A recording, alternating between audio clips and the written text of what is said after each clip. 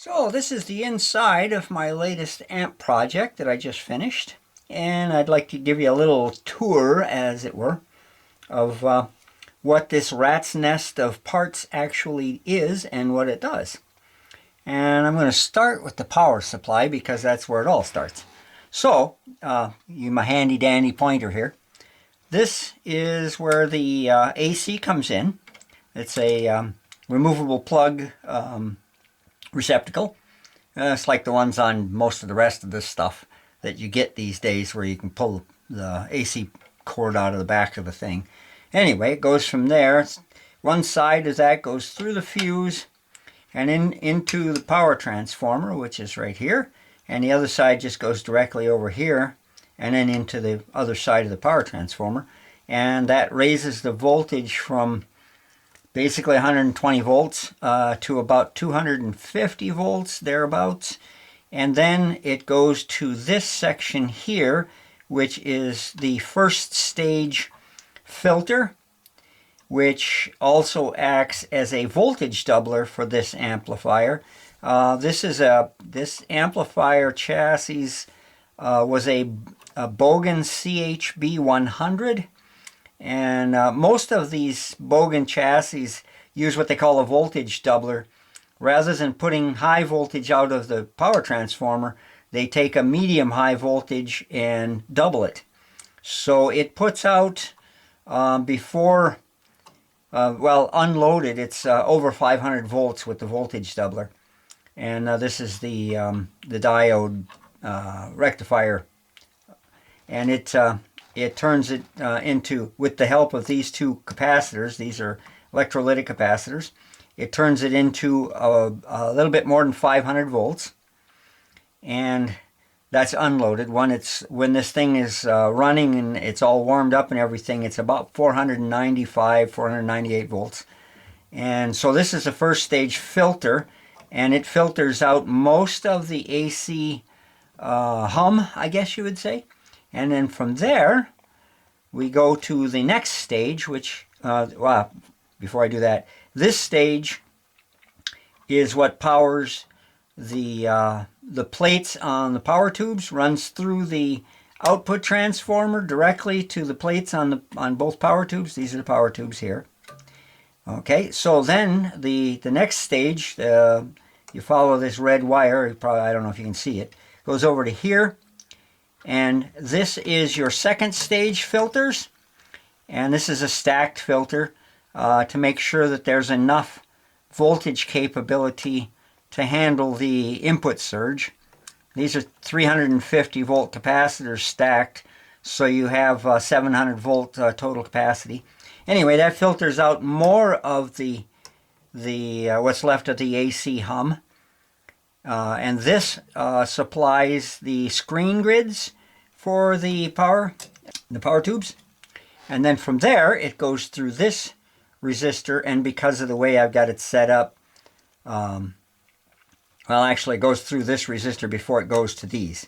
And it goes from here over to back here, and it goes through, which resistor is it? It's this resistor. And then that follows this little red wire that goes over to here. This is the third stage filter. This also provides separation for your different stages so they don't get what's called crosstalk. And this powers the phase splitter tube, which is right here, which is also the driver tube for the power tubes. And the phase splitter basically inverts the signal from one as opposed to the other. And then they work in push-pull. And then from there, it goes through this resistor to this capacitor, and that's the fourth stage filter capacitor, which is also the last stage filter capacitor. And that powers the input tube and one side of the tube that runs the tone control circuitry. And so that is the power supply. And then as far as the circuits go, you start out with this tube here. This is your input. Your guitar amp input goes here. Goes into one side of this preamp tube, which happens to be a 12AX7. And the output of that tube goes over here to this volume control. I don't know if you can see that. this volume control right here. Let me redo this camera just ever so slightly. There you go. Now you can sort of see the knobs here.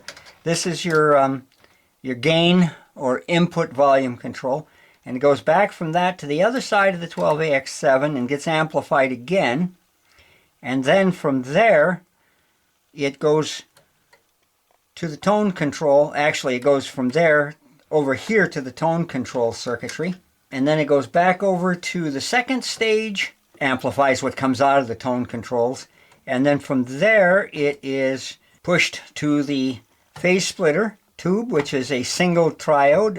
It's a 6C4 single triode, and then from there the phase splitter splits the signal, which goes to both of the power tubes, and then from the power tubes it goes through the output transformer and out to the speakers.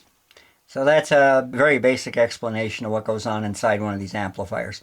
And it looks like a rat's nest. It's what they call point-to-point wiring or direct wiring. Instead of having a circuit board somewhere in here that has all of these parts on it, all the capacitors and resistors. That's the other way to do these, but I find that the point-to-point method works well for me. I have done a couple of these where I had a circuit board back here. But if you have a circuit board here with all your components on it, you don't have the room to put your power supply filters there, and you have to find a different place for them. And there's a couple options for that also, but not really pertinent for this particular amplifier. And then one other thing, you have a negative bias voltage that has to be generated for these power tubes to get them to run properly, and that circuitry starts right here with this coming directly off the AC, and this decouples it, the circuitry, from direct out of the transformer, and then it goes over to this circuit where the diode is wired backwards to normal, and that puts out a negative voltage instead of a positive voltage. And then that voltage is filtered through this resistor here and this capacitor to get most of the ripple out of it. And then from there it goes over here to this area. This is the bias balance control and the circuitry that goes along with it. And that basically is there to balance the bias between the two output tubes so that they run at very similar outputs. Because if the balance is too far off, it doesn't sound as good and there's more hum. And there's two simple ways to explain it. But there's other things, more technical things involved in it. But that's the basics of the bias balance. Now, some amplifiers, some boutique amplifiers, if you want to call them that, also have a bias voltage level control, so you can adjust how much voltage goes into the balance. So you can raise and lower your negative voltage to make these either run cooler or warmer. I don't have that in this one. It's extra circuitry that I could find a place for it, but I decided not to do it because I got the negative voltage in a good area to run these two tubes. And these two output tubes are EL34s, which is the standard British power tube that in a push-pull pair puts out about 50 watts. That's how this amplifier is set up.